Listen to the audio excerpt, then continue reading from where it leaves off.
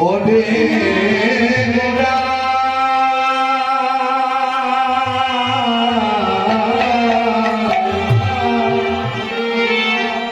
অতি বাজয় রে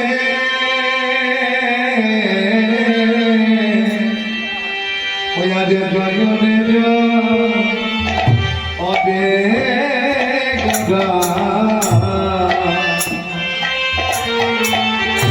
আমার সচির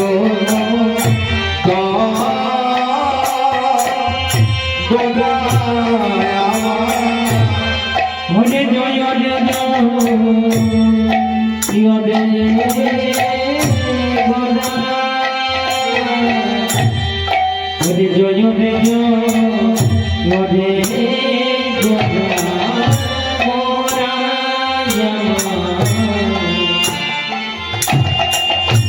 আমার সচির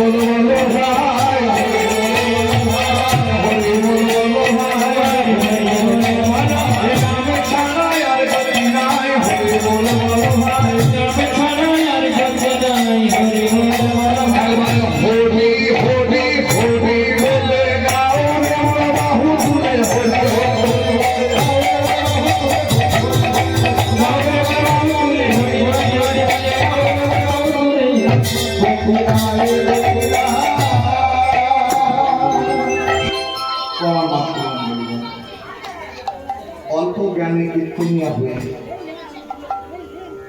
গৌর গোবিন্দের অনন্ত অপ্রাকৃত লীলাপাশ পরিবেশনের জ্ঞানহীন ভক্তিহীন কৃষ্ণ প্রেম মাধুর যদি অধমদিন এই ক্ষুদ্র কীর্তন গায়ক শ্রী মানিকচন্দ্র ভান্ডারী ও তার ক্ষুদ্র সম্প্রদায়ের পক্ষ থেকে আপনাদের সকলের চরণে রইল আমার অনগতি দণ্ডবত।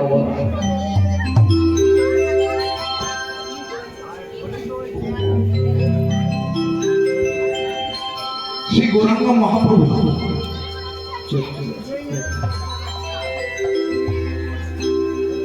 শ্রী গৌরাঙ্গ মহাপ্রভু আমার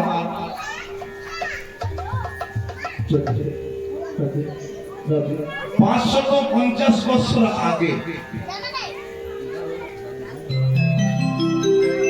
বাবা কলিযুগ সূচনা হয়েছিল খ্রিস্টপূর্ব 3102 বছর আগে, মানে তারপর যুগটা শেষ হয়েছিল আর কলিযুগের সূচনা হয়েছিল খ্রিস্টপূর্ব 3102 বছর আগে। আর মহাপ্রভু আমার এসেছেন কখন? 1486 খ্রিস্টাব্দে।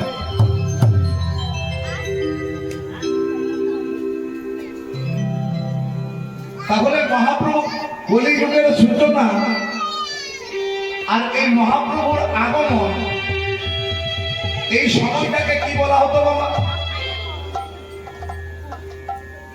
এই সময়টাকে বলা হতো কি না কলি ঘোর অন্ধকার। এই সময়টাকে বলা হতো কলি ঘোর অতিমিল, কলি ঘোর অন্ধকার। কিন্তু মহাপ্রভু আমার এলেন যখন নবদ্বীপের লাল মাটিতে জন্মগ্রহণ করার পরে এই ধরাকে হরি নামের বন্যায় প্লাবিত করলেন। হরি নামের বন্যায় প্লাবিত করে দিলেন শ্রীমন মহাপ্রভু আমার।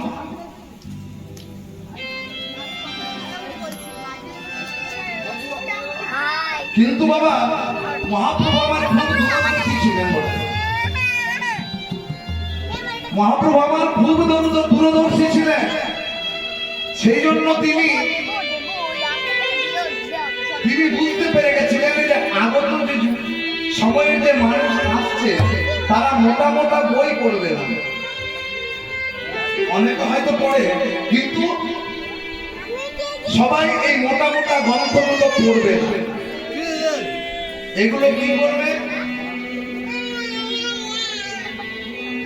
এগুলিকে লাল কাপড়ে বেঁধে আর আলমারির উপরে সাজিয়ে রেখে বই পড়বে না।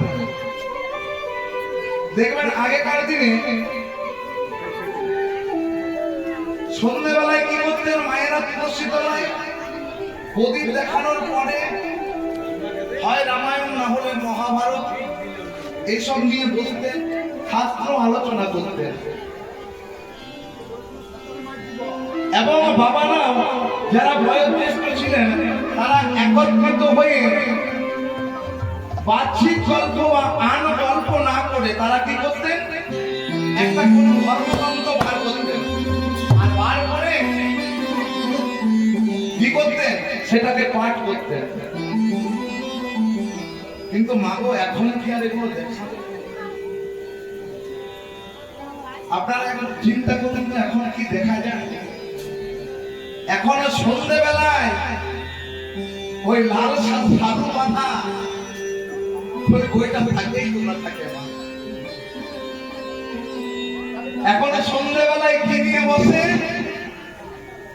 এখন কোন সিরিয়ালটা ফেমাস চলছে টিভিতে? এখন দিদা ঠাকুমারা ওই সন্ধ্যেবেলাতেও টিভি সিরিয়াল নিয়ে বসছে। এখন সন্ধ্যেবেলায় টিভি সিরিয়াল নিয়ে বসছে, শাস্ত্রগ্রন্থ খোলার সময় নাই। মহাপ্রভু কিন্তু সেটা আগে জানতে পেরেছিলেন বলে তিনি কোনো গ্রন্থ রচনা করলেন না, শুধু 8খানি শ্লোক তিনি রেখে গেলেন এই জগৎ জীবের জন্য। আটখানি শ্লোক রেখে গেলে লিখে জানবে লিপিবদ্ধ করলেন কে চৈতন্য চরিতামৃত গ্রন্থে কবিরাজ গোস্বামী সেই শ্লোকগুলিকে লিপিবদ্ধ করলেন।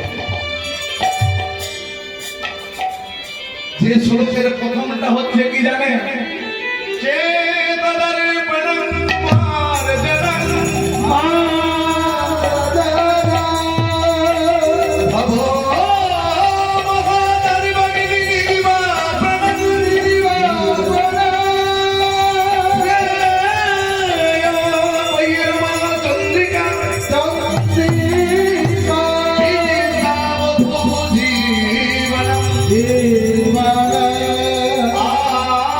আনন্দ বুদ্ধিবর্ধনম পতি প্রদম পরম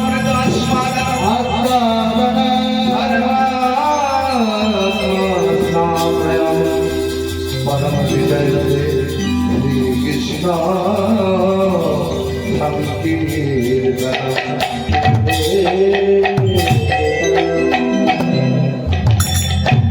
মহাপ্রভু কতগুলি শ্লোক আটখানি শ্লোক রেখে গেছিলেন মা। তার মধ্যে থেকে এই প্রথম শ্লোক হচ্ছে চেতো দর্পণম মার্গম। তাহলে এতে কি বলা হয়েছে? এতে একটাই কথা বলা হয়েছে যে জীব বিনা লাভে লোহা বয় না। কেউ বয় না, বিনা লাভে কেউ লোহা বয়। আর বিশেষ করে তো আমরা বলবই না, কারণ আমাদের মধ্যে তো স্বার্থ জড়িয়ে আছে। হ্যাঁ, যেখানে লাভ থাকবে না সেখানে গিয়ে কাজ করতে আমরা অভ্যস্ত নয়। বিনা লাভে কেউ লোহা পায় না। আমিও যেখানে গান করতে দিচ্ছি লাভ আছে, তবে শুধু অর্থ নয়। আজ আমার পরম সৌভাগ্য যে আপনাদের মতো ভক্তের চরণ সান্নিধ্য লাভ করতে পেরেছি। এবং আমি শুনলাম এই মায়ের মন্দির নাকি আজ থেকে 500 বছর পুরনো। তাই আমার পরম সৌভাগ্য কি মায়ের চরণ তলে এসে মায়ের চরণ সান্নিধ্য লাভ করতে পেরেছি। এটাই হচ্ছে আমার পরম। যার জন্য নিতাই গৌর প্রেমানন্দে হরি হরি বল। আর মহাপ্রভু যে শ্লোকখানি লিখলেন, আমার কথাগুলো বুঝতে পারছেন তো? কোনো অসুবিধা হয়নি আপনাদের? আপনাদেরকে বলছি না, কোনো অসুবিধা হয়নি তো বুঝতে? অসুবিধা হলে বলবেন, ঠিক আছে। মহাপ্রভু যে লিখলেন প্রথম শ্লোক, এই শ্লোকে কি ব্যাখ্যা করা আছে জানেন? এই যে আমরা রাত জেগে কীর্তন শুনছি, এই ধরাতে যত রকমের কীর্তন আছে, হরি নাম সংকীর্তন বলুন, পদাবলী কীর্তন বলুন, উচ্চাঙ্গ কীর্তন বলুন, জপ কীর্তন বলুন, এই কীর্তনগুলি করলে কি ফল পাওয়া যায়? এই কীর্তন শুনলে কি ফল পাওয়া যায়? এই কথাটা মহাপ্রভু আগে লিপিবদ্ধ করলেন। কারণ তিনি জানেন মানুষকে যদি ফল না দেওয়া হয় সে কোনোদিন এই কাজ করবে না। এই যে আপনারা ঘুমের সময় ঘুমে দেখার ঘটিয়ে এই যে বসে বসে কীর্তন শুনছেন, এর জন্য মা জানতে অজান্তে আপনারা 7খানি উপকার পাচ্ছেন। একটা দুটো নয়, 7টা উপকার। তাহলে 7টা উপকার কি কি? শ্লোকের মধ্যে বর্ণনা করা আছে। যে তদর্পণ আমার জানা। আচ্ছা বাবা, চেত মানে চিত্ত, চিত্ত মানে কি? মন, তাই না? তাহলে চেত দর্পণ, দর্পণ মানে এই যে দর্পণ মানে যেদিকে মুখ দেখি আয়না, ভালো বলছিস। দর্পণ মানে হচ্ছে আয়না। তার আয়নাতে যদি একটু কাদামাটি লাগিয়ে দেন, তাহলে কি হবে? আয়নাতে মুখ দেখা যাবে না? আয়নাতে মুখ দেখা যাবে? যাবে না। তাহলে কি করতে হবে? না, আয়নাটাকে পরিষ্কার করতে হবে, তাই তো? আয়নাটাকে পরিষ্কার করতে হবে কি দিয়ে? হয় জল দিয়ে পরিষ্কার করবেন, নাহলে কোনো ডিটারজেন্ট দিয়ে পরিষ্কার করবেন। কাদামাটি যা পাওয়া যায় পরিষ্কার করবেন। আমরা যেমন প্রত্যেকদিন এই দাঁতকে পরিষ্কার করার জন্য কি করি? মাজনের ব্যবহার করি। ঠিক সেই এই মন রূপী আয়না, এই বাহ্যিক জগতের আয়নাতে আমরা শুধু নিজেদেরকে দেখতে পাবো, কিন্তু মাগো এই যেহেতু মানে মন রূপী আয়নাতে, এই আয়নাটাকে যদি আমরা ঘষে নিজে পরিষ্কার করতে পারি না, এই মন রূপী আয়নাকে যদি আমরা এই কৃষ্ণ নামের মাজন দিয়ে পরিষ্কার করতে পারি, তাহলে ওই মন রূপী আয়নাকে স্বয়ং গৌর গোবিন্দ দেখে দর্শন করা যাবে না। এটা আমার কথা না, এই কথাটা বলেছেন স্বয়ং গৌর ভব মহাদারবাগ্নি নির্বাপনম। এই হরিনাম সংকীর্তন করলেন,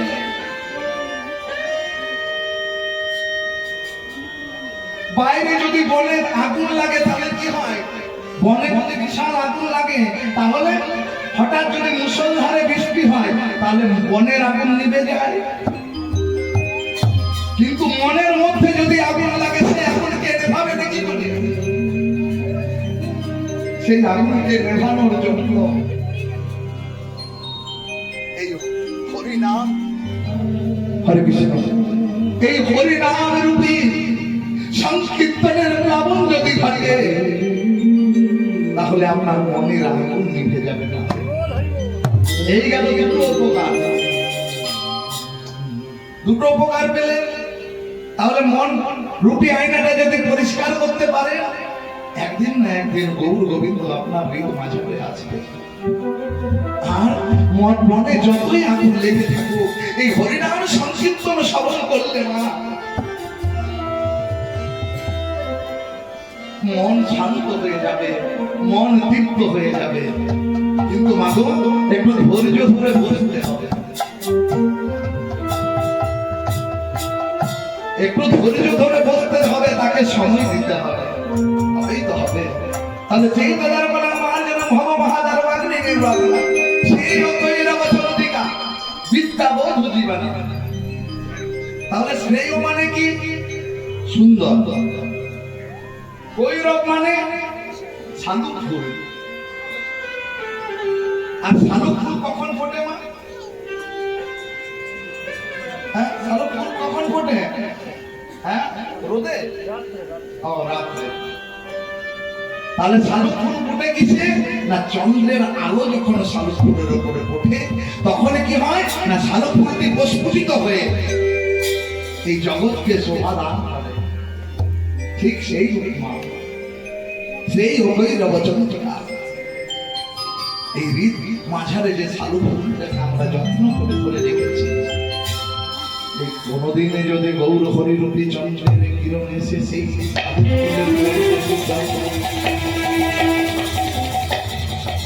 একবার যদি ওই গৌর চন্দ্রের কিরণ আমার নিজ মাঝারে সেই শালুকটি প্রস্ফুটিত এই জগৎ জীবকে শোভা দান করবে। তাহলে কটা হলো?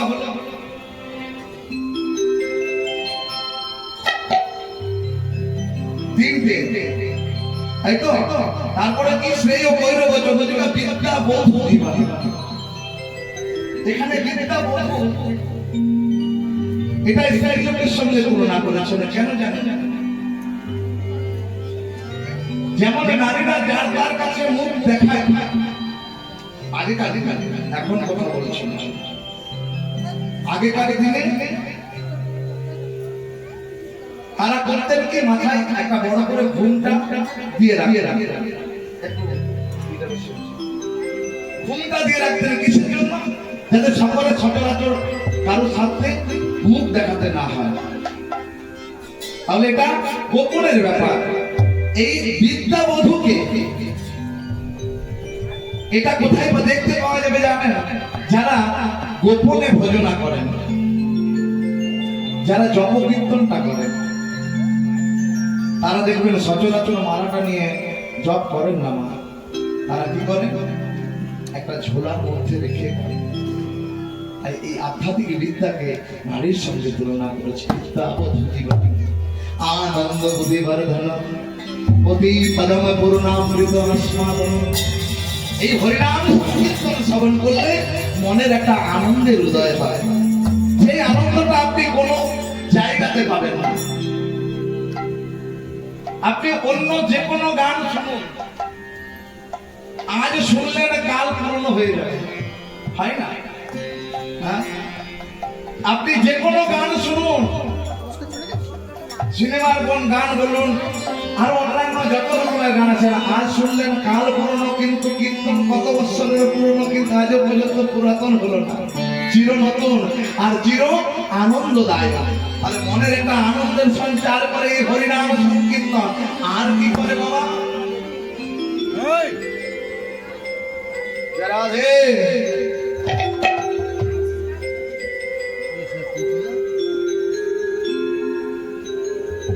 এই হরিনাম সংকীর্তন আর কি করে না অমৃতের মতন স্বাদ প্রদান করে।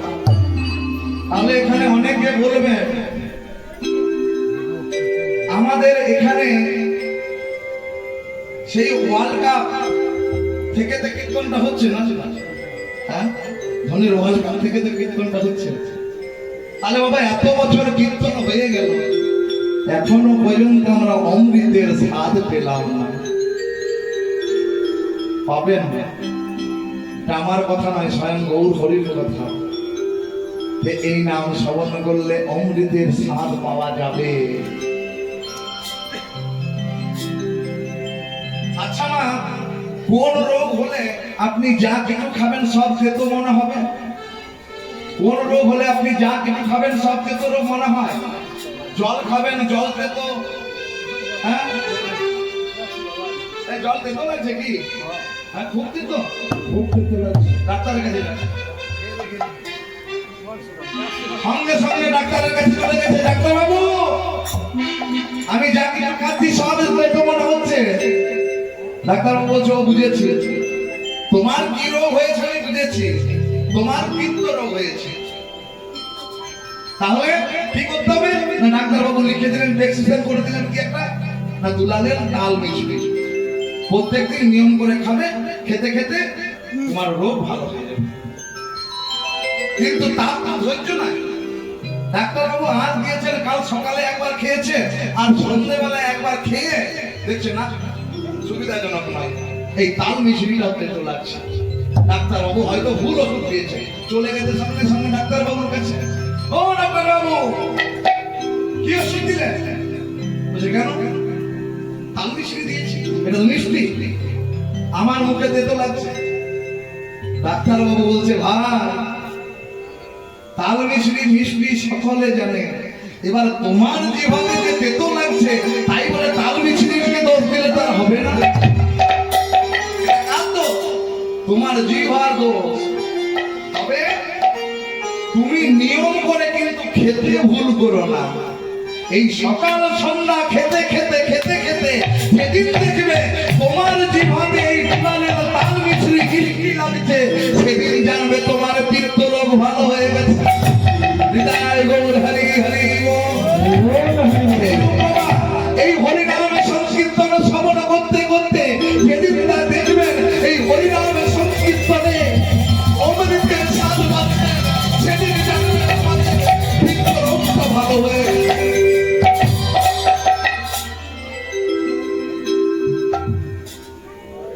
আর সর্বশেষ হচ্ছে কি, সর্ব আত্মা একসঙ্গে স্নান হয়ে যায়। নিতাই গৌর হরি বল। এই হচ্ছে বাবা হরিনাম সংকীর্তন করলে বা করালে, শুনলে বা শোনালে তার ফল। কিন্তু আপনারা এই নাম কিন্তু বন্ধ করে দেবেন না। এই শুনবেন, শোনাবেন, এই শুনতে শুনতে দেখবেন একদিন না একদিন গৌর হরির কীর্তি কিন্তু নিশ্চয়ই হবে। আর যেদিন কৃপা হবে এই হরিনাম সংকীর্তন আমাদের কাছে অমৃতের মতো মনে হবে। নিতাই গৌর হরি বল। হরি বল, হরি বল। তাই সেই গৌরাঙ্গ মহাপ্রভু এই কলির জীবের জন্য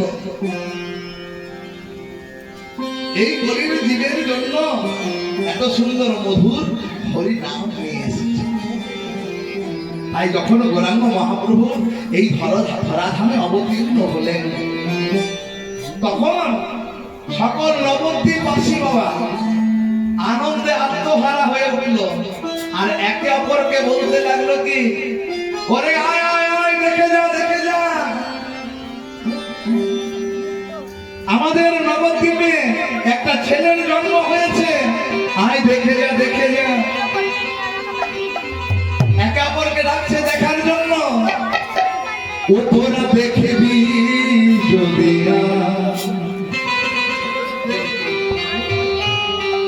ও তোরা গাইবি যদি না,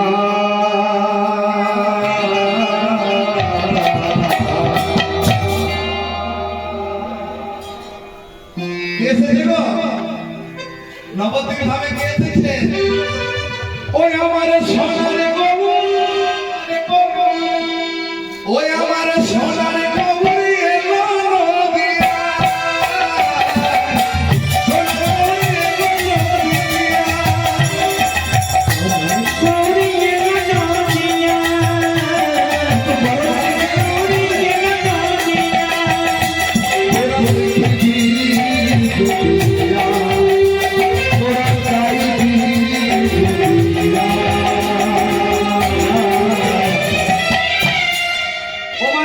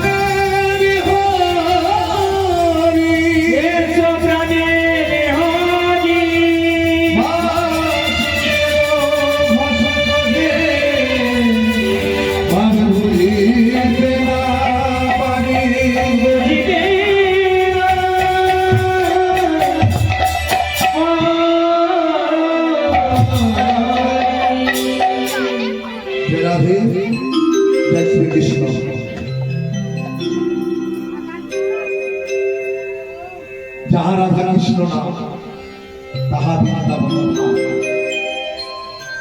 যেথায় হয় রাধা কৃষ্ণের গুণগান, যেখানে হয় গৌরের গুণগান, সেই স্থান নবদ্বীপ ধাম, সেই স্থান বৃন্দাবন ধাম। তাই আজ এতটা নাম বৃন্দাবন ধামে আমরা যে লীলাটি আস্বাদন করব সেটি হচ্ছে, সেই লীলার নাম হচ্ছে বাবা বৈষ্ণব অপরাধীর পথ। এখানে ওইটাই সিদ্ধান্ত হয়েছে এই লীলা গাওয়ার জন্য, বৈষ্ণব অপরাধীর পথ। বৈষ্ণব অপরাধ কে করেছিলেন মা? করেছিলেন নবদ্বীপের ছেলে,